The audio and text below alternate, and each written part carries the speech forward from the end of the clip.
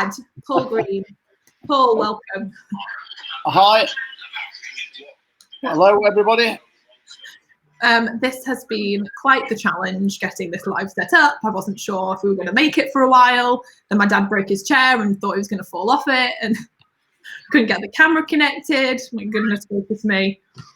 Anyway, we're here. I'm excited. Goodness knows how this is going to go. Clearly my dad... I'm sorry about that, my phone. I'm sorry about this, guys, but for some reason... Right, sorry, my phone gave me a problem. I do apologise for that, and good morning, everybody. So, Dad, there's quite a lot of people that are very excited about this because obviously I talked about you a lot in my book. I talk about you quite a lot in general, and yeah, so I think people are excited. I often tell people that you are like my biggest inspiration, especially in business. And I feel like there's obviously so many things that I've learned from you that have helped me to get to where I am, like so many. So I'm really excited that you're doing this. I know how busy you are, honestly. Most of the time for everyone watching, whenever I go over to the house, I don't even really see my dad because he's working away in his office. I've never known anyone to work as hard as somebody like as you before, Dad. All right, okay. Anyway, so I'm really excited about this. Obviously, there's so much uncertainty at the moment, and I really basically every day this week I'm doing lives with people who I turn to whenever I'm feeling challenged or overwhelmed or afraid about something. And obviously, Dad, you're definitely one of those people who I've always turned to over the years whenever I've really needed that help and support, especially when it comes to business. And I think with everything going on with this whole pandemic, I just wanted to, like, it is personal because I think this is impacting the world as a whole, and it's impacting us on a very personal level. You know, people are impacted a lot emotionally, and so I wanted to be able to open up on a personal level and give people access to the personal people in my life who really help and support me when I feel afraid or challenged. And obviously you are 100% one of those people. So I'm really excited about this. And just, yeah, excited to help empower and uplift people with your story and also just your mindset and how you go about keeping on going and how you just, I've never known anyone with so much tenacity and determination to succeed. I mean, I mean, like every entrepreneurial journey has so many ups and downs, and you've definitely had your fair share of both. And I think that it's so impressive and inspiring how you managed to keep going despite sometimes in seemingly impossible situations. So anyway, for everyone that's here joining us live, definitely leave comments if you have any questions as we go through that you want me to ask my dad, or you want to ask my dad, then ask away. But for anyone that is wondering why on earth I've brought my dad on and what relevance he's got to us, all of us here as entrepreneurs, Dad, I thought maybe you could just share a little bit of your story, so that if for anyone that doesn't know about, you know, your background, you could just share like what you do. So I think for me, I really like obviously I really like your story, but like if you take us back to the beginning so that people can understand like where you came from and how you then have created what you've created. Okay, well, thank you for that introduction. I certainly hope that I live up to expectations. It's I hope you've not put me on too much of a pedestal there. So I think if we go back to square one, part of the journey's been an interesting and exciting one, and I've built and I've sold several businesses over the years. And building businesses is great fun, and we're all entrepreneurs, so we know that. But it goes back to basics, a very humble beginning. I lived in a rented terrace house. I don't know whether there are people in the States or whatever here, but so I'm not quite sure what the terminology is, but a rented terrace house for the first 10 years of my life.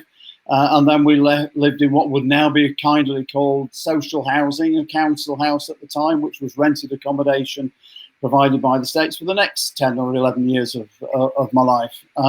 So fairly humble beginnings, no silver bullet, no sort of family wealth to build on. I had secondary education, so by anybody's standards, our education was basic. I left school at 15 with no qualifications. In my hometown, which was Rochdale in the north of England, we were a mill town, so cotton base, and in my school we were just regarded as the fodder for the mills and whatever, and nobody was going to make any difference outside of that. So I think the basic thing is that my education was basic, but I've never stopped learning. I've read, I'm surrounded by books in my study here, and most people, when they leave school, never read another book. I'm literally surrounded by books, and I believe that we need to bombard ourselves with positive stuff. And so if I take you back to, not figuratively, to my bedroom when I was a child, when I was growing up, you'll hear the violins in the background here because there was ice on the inside of my bedroom window. But the positivity came from a family member who showed me what might be possible outside of what we had. And on my bedside cabinet at home, and the last thing I looked at night before I went to sleep, and the first thing I looked at in the morning when I woke up, was a Rolls-Royce motor car. And from my point of view, I've no idea how I was going to have one, but I looked at the car and said, one day I'm going to have one of these cars, and I've always been fascinated by cars. And the upshot of all that is I've had several Rolls-Royce motor cars and all sorts of exotic motor cars over the year. That's not the be-all and end-all of anything, but in a most improbable situation of living in rented accommodation. My father didn't have a car until I was 15, 16. We didn't have a telephone at all. So by most people's definition, we were really happy, but we were really poor. Is having a Rolls Royce as my aspirational goal was perhaps improbable. But I read a book when I was 16 by Al Quran called Bring Out the Magic in Your Mind. And that was the start of the most phenomenal journey, as far as I'm concerned, of casting aside the negativity that people dwell on, and recognizing that almost anything, drop the almost, anything is possible if we apply our minds and our knowledge to it. And what Al Quran told me, some weird and wonderful stuff. So if you get a chance to buy Bring Out the Magic in Your Mind, then I'd do that. And there was some weird stuff within there, but accept what is good and discount what you don't want to take into account. But there was stuff there that I used, including writing notes and putting them under my pillow. And all that sort of daft stuff. But, you know, and Carrie will tell you, I bought them boxes. I read, I think it was Hicks at some point in the past. And for one Christmas present, I bought them a box that says, whatever is in the box is. And I believe in the power of the subconscious mind. And generally that if there's an option of being positive or negative, my choice would always be to be positive, and if there was a message that I could convey to anyone, it would be, no matter what you feel like, just be positive, just look for the positive in anything. And there generally is. We face challenges. That's why we're entrepreneurs, because we decided we wanted to take a route that was less traveled. We could have worked for government in some form, and we could have had a comfortable existence and coasted into a pension at some point in the future, but we've chosen to be entrepreneurs, and that, on occasions, is a challenging journey. But I just believe that there is a can-do attitude, that you just need to work out how do you do things. And Carrie again would relate to you that when they were children, and they come, and you perhaps can relate, those of you who've got children will come and say, Mum or Dad, I can't do this. And my response to that was, we don't do can'ts. You can do it, you just don't know how to. And when I show you how to do it, you'll be able to do it. So I take the view that whatever I can do, you can do, and vice versa. There is nothing that anybody can do that we can't do. We just need to apply ourselves in the same way that other people do. And learning is work in progress. It's a constant and never-ending process. In fact, Tony Robbins, in one of his programs, I'm not the greatest fan of Tony Robbins, in fairness, but one of the things that he talks about is CANI, C-A-N-I, constant and never-ending improvement. And if you reverse that, it says, I can. And that's the important message that anybody should take away, is that I can do it. And if I don't know how to, then I need to find a way of dealing with that. Does that answer the first question that you've got? Everyone's going to know like why I talk about the things I talk about now, because I've grown up with this my whole life. I feel so fortunate, really. Because Dad, I remember obviously when we were little, I think I was probably about 11 or 12 when you sat me down in front of the TV and you put a videotape on of Jim Rohn and tried to get us to watch it. And I was like, who is this old man and why are we watching this? And then Dad would like go around the house. Wait, you need to do it, not me. Do you remember the little phrases you used to say? You messed up. Of course. if Jim Rohn is my all-time favourite. The advantage that you've got that my children didn't have, because the DVD that we had was 4 hours long, and the whole of that DVD now is on YouTube. So the advantage that we all have is that there is so much information available to us now. So if you're having a lousy day, and we all do from time to time, if you're having a lousy day, is just go and find some humour. If you're in England, go and watch Yes Minister or Yes Prime Minister. In fact, if you're anywhere in the world, just go and watch that. Or find somewhere something that you look for online that makes you laugh, because that gets the endorphins moving. And it's important to have humour in our lives, no matter how challenging it is. And we are right the way throughout the world with COVID-19.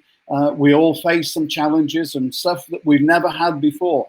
But you know, that presents an opportunity for us that in our normal business lives we wouldn't experience. And that applies to me as well as to everybody else, is that there is an opportunity to do something else. There's a story that a golfer all week had been looking forward to a championship game on the Saturday morning, and he'd been practicing his golf, and it was great stuff.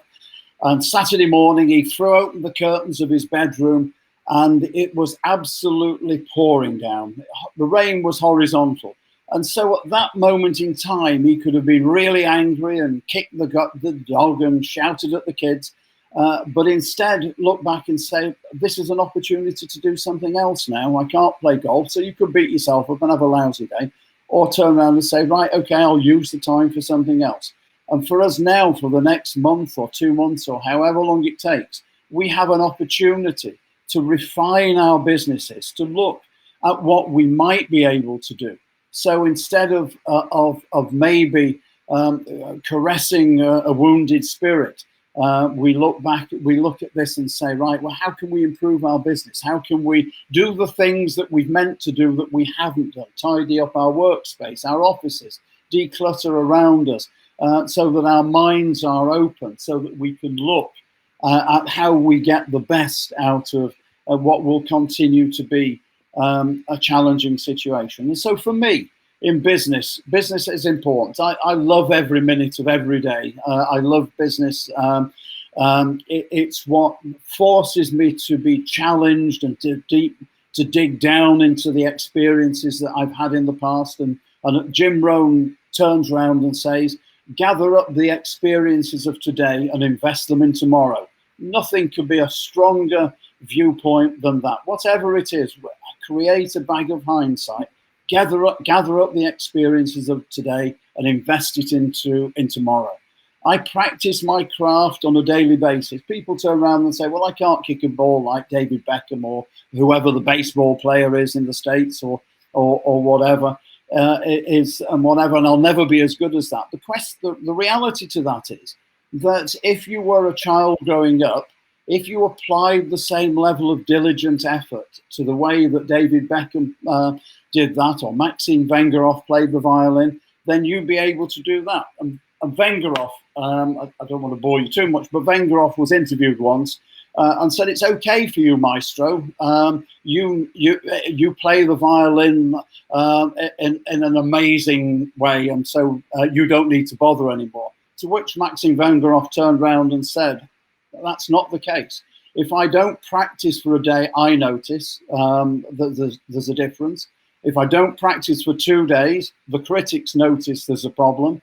And if I don't practice for 3 days, my audience and the people who follow me would know that there is a problem and whatever." So we need to practice our craft every day. We need to be the best we can possibly be. But we're entrepreneurs. Being second best simply isn't a choice. If you don't want to be the best you can possibly be, then you need to go and work for the government or something like that. And so the reason you're on this call is because you're determined to be the best that you can possibly be. So read all the books that you can get on personal development, and I've got a few that I'll share with you later, and go onto YouTube and look for Jim Rohn and Jack Canfield and various other people, and infuse yourself, absolutely overdose on personal mental approach and the people that have got that, so that no matter what, and people laugh at you. Jack Black, who was one, I took the children to one by Norma Black, but Jack Black was a Scottish personal development guru, and I'm sure Carrie has or will share some of the things that Jack Black talks about. But Jack Black turned around and said in one of his DVDs, use the F word, and the F word is fantastic. So no matter how you feel, how ropey when you've got up that morning and you've looked in the mirror and you said, "Oh God, I don't feel very well," you are, from that moment, that very second onwards, you are fantastic to the outside world. Because guess what? Nobody wants to know that you don't feel 100%. They'd rather not talk to you if you don't feel 100%. They want to know that if anybody ever turns around to me and says, "How are you?" I say, "Absolutely fantastic." And people laugh and whatever, but that's okay, because they've got the message, and at that point they relive the experience. They relive the experience with you. So important to get from the day. Just one final point on that. It's important to get from the day rather than get through the day. A lot of people, most people in fairness out there, try and get through the day, and they get to 5 o'clock and they look at the watch and turn around and say, "Oh, right, sigh of relief, I've got through the day now," and whatever. No. We are entrepreneurs. We have to get through the day. At the end of every day, I ask myself, what have I got from today? What have I learned today? What experience can I gather up from today and invest in tomorrow? And that's really important. Sorry, Carrie, you were going to ask a question. You're on a roll. I think you need to start your own podcast, Dad. But it reminded me, though, what you just said. Like, I remember you telling me once that, like, whenever you go to a hotel, you always leave the room as tidy as you found it. Like, you make the bed, you make sure it's really tidy. And I feel like just little things like that, like simple attitudes towards the way you do things, the way you approach things, you know, even wanting to, like, be 100% like, and say to people, like, "I'm fantastic," because then you light their day up. Like, I remember when you said that about the hotel rooms, and I started to get more intentional about making sure I never left a hotel room in a mess. Yeah, I think it's important. You know, I've seen hotel rooms as we walk down the corridor and you've glanced into somebody else's room that's checked out, and the place looks like a disaster area. And I'd like the people to come in to the room that I've occupied and almost look as though I've never been there, to that extent that the place is tidy. If I've got cartons or boxes, they're either in the bin or they're alongside the bin, so that we should, again, we should leave things better. Again, as entrepreneurs, what are we trying to do? We're trying to add value to ourselves, and we're trying to add value to society. And our mantra should be to leave things better than we found them. That, I believe, is our role in life. I think that's the role of everybody. It's just that most people won't recognize that. But we should leave things better than we actually found them. Always try to add value to what we're doing for as long as we possibly can. But I think that's what really determines the successful people, is the people that are so committed to showing up and add value. And I think that, like, it's powerful when you begin to pick up these little habits and practices of, like, simply thinking, I want to make sure when I go into a situation, I leave it better than I found it. So, for example, for me, one of the things that is important is if I go into a meeting or I meet someone new, I want them to leave being like, wow, that was like the most amazing conversation, or not amazing conversation, but like she was really, really nice and really kind and she brightened my day. Like, I would never want to have a conversation with somebody and leave them feeling worse than before they met me or before we had a meeting or whatever. And I just think, like, having that attitude and those simple little habits, I don't know, it gets it, like, I don't know, it fuses into your soul or something, like, and you just become that person. And I think then as you build your business and you're focused on how do I add value, it's from that place that I think that we end up growing and creating success, which is so powerful. You've said so many amazing things throughout this whole thing, so many parts I wanted to respond to, but I'm glad I kept my mouth shut so that you can I mean, what people need to be is what we need to be to one another is we need to be kind to one another. Yeah. And sometimes it's better to be kind than right. And we should treat everybody as equals, no matter what they are, no matter whether it's the President of the United States or the Prime Minister of England or whoever it might be. Within there, a billionaire or pauper, it doesn't really matter. Is we just need to be kind to people, and whether it's the lady that's cleaning the hotel room that we've got, she's come out to earn her money for the day, and she's entitled for people to treat her in a proper way. And what disgusts me on occasions and really disappoints me on occasions is when people think they are better than somebody else. And one of the things that I particularly like about the States in particular is that no matter what job anybody does in the States, and it was brought home when we went to Disney the first time round, even the guy who was cleaning up behind the horses on the parade had a smile on his face and have a good day or have a great day, and whatever. It does get a bit wearing after a while, but nevertheless, the point is that people believe in what they do, and there is an equality of people that is so important. And whether we're talking to the doorman at the hotel or whether we're talking to someone who's sweeping the streets, they want some respect, they want some self-esteem, they want to believe that they're doing a decent job and a good job. And so why wouldn't we smile at them and say good morning? I smile and say good morning to everybody. I get some funny responses on occasions, but you know, eye contact and smiling is really important. And what are we trying to do as entrepreneurs? What's the single most important thing that we need to do? Is to create rapport with people.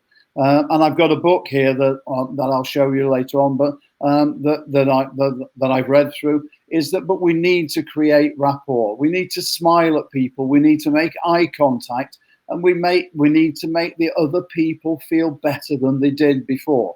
They don't want us to shout at them and say, you come here or do this and whatever. They want to be treated with some respect. And that's my view, is that we should treat everyone that we meet with respect, on the basis that they may be having a good or a bad day. Whatever our role and our job is to try and make their day better than it is already. Yeah.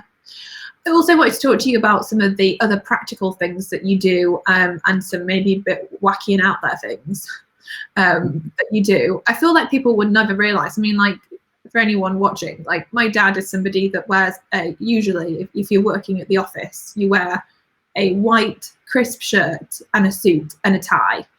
And I don't think I've let you down today. I'm wearing the blue shirt. Well, you are at home because we're all on lockdown, but but I feel like wait, you've just thrown me. I was going to say something. What was I talking about? Oh yeah, so the weird things, like obviously you wear a suit, and people would never know the kind of things that you actually do because they probably just think you're really normal. But obviously the cosmic ordering, obviously you do meditation, you know, you do all your like manifesting stuff. And I definitely picked up a lot of this from you. I mean, like you said, when we were teenagers, you bought us those Abraham Hicks CDs that Ask and It Is Given. And you're forever learning. You've bought the Moses Code, which is a book that is published by Hay House. I can't remember the author, but I mean, you've bought that for like on my bookshelf here, so several copies of it. You bought it for like everyone you come into contact with. I remember I still carry them around and give them away. So can you talk a little bit about like some of the practical things you do that really help you as you kind of set big goals for yourself, and also as you go through like uncertain times? Because like, you know, I know you've gone through your fair share of uncertain times, so like, can you talk about that? Yeah. Listen, it's the challenges in life that make life interesting. So we should never move away from challenges. That's what brings the best out of us.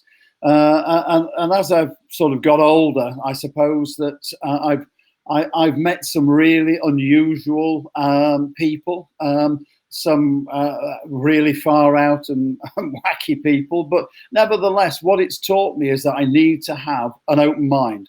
And I've meditated for the last 30, 35 years, maybe longer. Most days, not every day. Deepak Chopra makes the statement that he meditates other than when he doesn't. And so people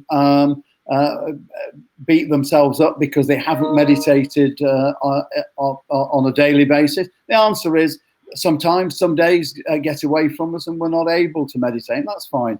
But we need to be open-minded. What life has taught me is that we are surrounded by energy. And we don't know what is possible. We don't know all of what is possible. What I do know is, and why I do give whenever I can. I've got copies of the Moses Code in my car, not for any religious reason. I'm not a religious person at all. I take Deepak Chopra's view that I'm a spiritual individual having a human experience, and that does for me. So that's fine. But I give out the Moses Code to anybody who is interested. And it's only the first third of the Moses Code that you need to read and then take action. And so those are important. Cosmic ordering, a bit far out, so that might be too far for some of the people on this board. Sorry?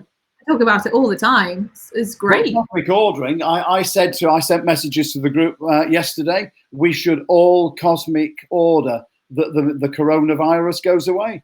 We don't know how powerful. We don't understand how powerful the mind is, and how we can program the mind. The mind was the challenge that I got is the mind was created for success and then programmed for failure.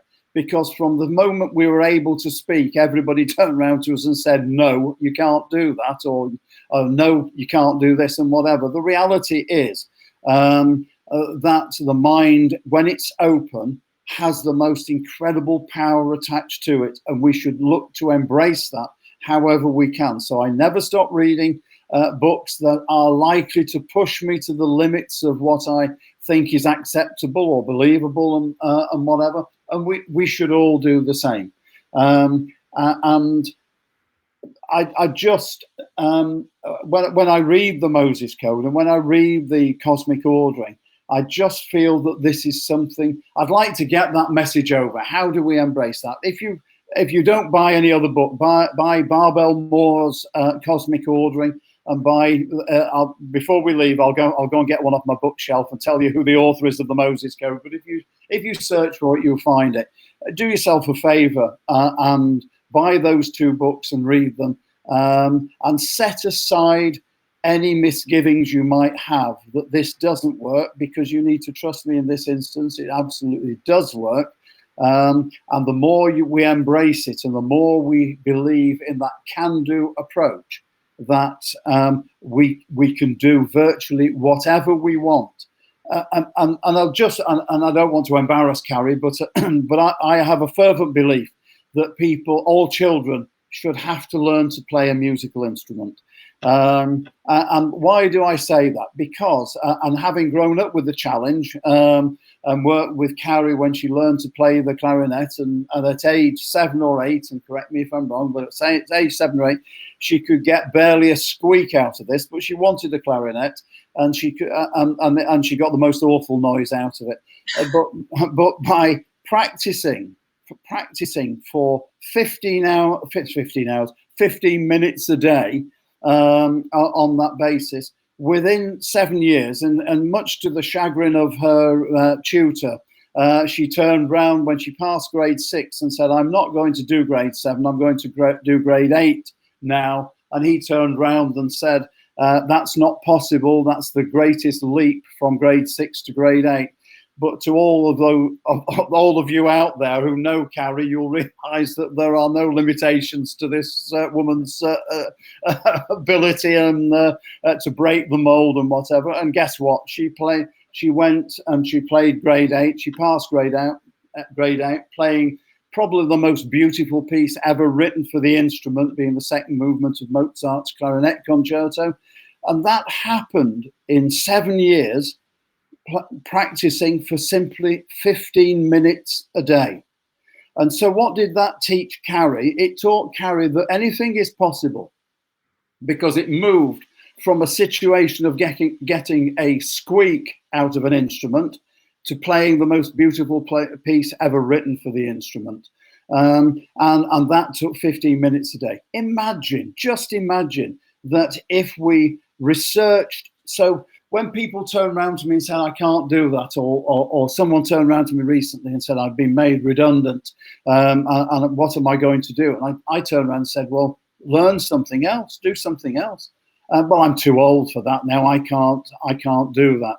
And the reality is we can do whatever we want. If your business came to an end today, there are so many opportunities in the marketplace. All we need to do is to look at what it is. Jim Rohn, setting goals, the best definition of goal setting: decide what you want and write it down.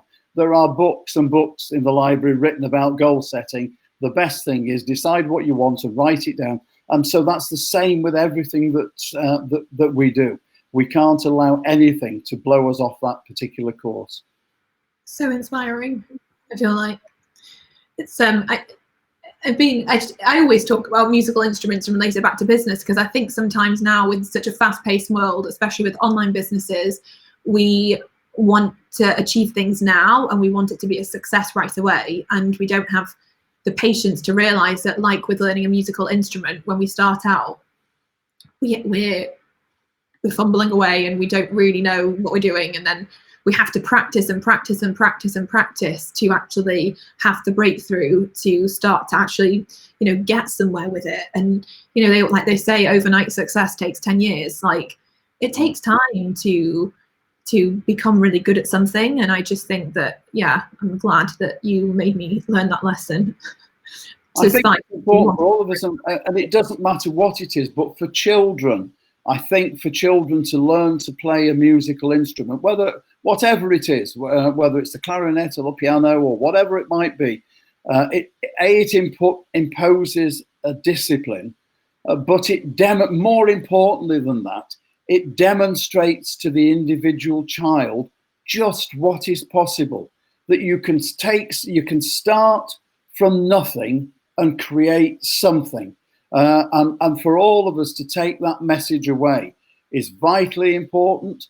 And people turn around and say, what are the principles of business? Business? The principles of business for me are relatively simple. There are 3 principles of business. Decide what you want to do, decide how you're going to do it, and then do it.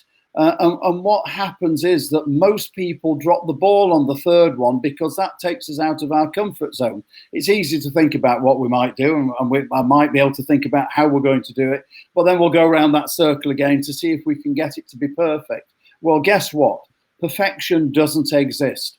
And General Patton and I had a quote that a good plan executed today is better than a perfect plan executed next week. And he was absolutely right. Is get it to a situation and get out there and do it, and then refine it as we're going through. And guess what? You'll never get to perfection. And the people who turn around and say it's not perfect yet, that's okay. No, we as individuals, there is no individual either here or on this call that is perfect. We all have irritating idiosyncrasies that wind people up on occasions, and that also is that's fine. But does that mean we shouldn't strive to get better? Of course we should. We should be the best that we can possibly be. But don't beat yourself up because you're not perfect, and don't beat yourself up because your business isn't perfect. Gather up the experiences of today and invest them in tomorrow, so that tomorrow your business will be better than it was today, and the day after it will be better again, and so on. And progressively we improve our business, and our judgment needs to be absolutely right. But this is the most fantastic journey that we're on as entrepreneurs, because we're making a difference. We're not sat behind a desk in an office, chained to that desk from 9 till 5.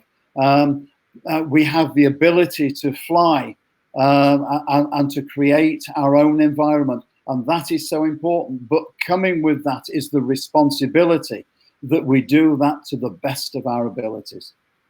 So decide what you're going to do, decide how you're going to do it, and then do it. JDI, just do it. And that really, I think, is the best thing that I could say. And there's nothing more convoluted than that. There are books and books and books out in the library that you could go on. Those are the tips. Decide how, decide what, decide how, and then do it. This is why you're the most inspiring person I know. This is why I come to you when I feel like I need a pep talk or someone to lift me up. So I just wanted to give anyone the opportunity. If you have any questions that you would like my dad to answer, then leave a comment now. And if not, I feel like, obviously, I think people have just been taking in what you've been saying. But I did see a question from Anna, and Anna asked what kind of meditation that you do. Anna, yeah, I was taught to. I was taught Transcendental Meditation probably 30 odd years ago, but quite frankly, it doesn't matter. Go to download the app. There's an app called Oak, O-A-K, and there's another one called Calm, I think it is. And you can, either of those have got guided meditations. The answer to that is to sit quietly and just let your mind still. And don't worry when things come into your mind. You sit there and you close your eyes and you're quiet. And then all the thoughts of the day come in. And that's okay. The answer is don't beat yourself up when that happens. Just let the thought go. Let it flow through your mind. And over a period of time, that's okay. So any form of guided meditation, sure, I learned TM, but I practice different forms, is just to sit down for 15 to 20 minutes, preferably twice a day, but I don't always manage it twice a day, if I'm being honest. But just listen to, and Carrie bought me something called Muse and Muse 2. And I've now heard 106 birds tweeting in the background, so it's gone up by one. So that's an amazing device. But you don't need any other device. You just need either Oak or Calm, and just listen to that and do a guided meditation until such time as you can just sit down and close your eyes for 10, 15, 20 minutes, and just let your mind become still. Someone else asked what your best mindset books are.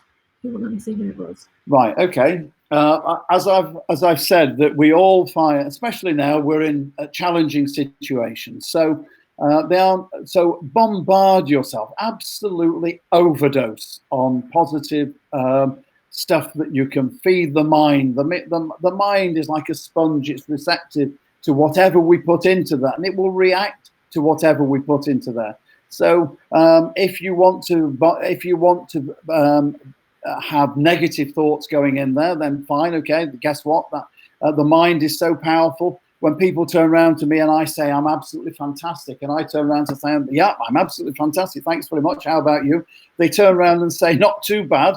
Well, guess what? The mind focuses on the dominant phrase on that, and the dominant statement in that is bad. So the mind thinks, oh, all right, not too bad. Okay, well, bad. Well, we can accommodate that. We'll make you feel worse. So the answer is, whatever you are, you're fantastic. Answer to the question is, go online and download the stuff from masterytv.com. I made a note in front of me if you're looking down. So masterytv.com. There's a 31-day program on Mastery TV that has the most fantastic sort of thing. So it's obviously deliberately for a 31-day month, and it takes you through a program, no more than 10 to 15 minutes on each program, and there is a different sort of thing on each one that will help. So Mastery TV, absolutely. Jim Rohn, right at the top of my list. Everything that Jim Rohn has ever produced is the most powerful thing that you could look at. So go onto YouTube. If you can buy the books, then that's fine. Unfortunately, Jim passed away last year, but nevertheless, there's a sorry, passed away ages ago. Well, yeah, a year or two ago. But there's a lot of stuff on YouTube for Jim Rohn. Absolutely. Michael Gerber and Stephen Covey. Gerber, which Carrie did, I think it's still on the in the annals of somewhere in the FEA, did an interview with Michael Gerber. The E-Myth Revisited and whatever. Gerber's book and Stephen Covey's book, The 7 Habits, you could run any business on the principles of those books. Just as an aside on Stephen Covey, again, when my children were in their teens, and sometimes it's difficult with children, and those of you who've got children will appreciate this, to get the message over to them. Mine didn't have the choice because I never let them escape from it. But anyway, Sean Covey wrote a book called the 7 Habits of Highly Successful Teenagers. And guess what? They wrote that. Well, it was Sean Covey's 7 Habits of Highly Effective People, just repackaged by Sean Covey, who was a younger person, and so teenagers could relate to that. If you've got children, buy the Sean Covey's 7 Habits of Highly Effective Teenagers, because mine read it, and I think yours will, and the principles are really good. One of my favorite books is Jack Welch's Winning. Jack Welch was the CEO of GE Corporation, an absolute legend in the business world. Was there a book that I would suggest you read? It would be Jack Welch's Winning. People rave about Tony Robbins. He's not my type of person. Jim Rohn is my type of person, but Tony Robbins' constant and never-ending improvement is a mantra that we should all relate to. And so there are lots and lots of others, but those are my top tips. But do go to masterytv.com because there are there's lots of information on there, and the individual daily videos are only 10 to 15 minutes long. So that's it. I think, Dad, you were also going to show the book that you have on your desk. I am. Just bear with me 1 second.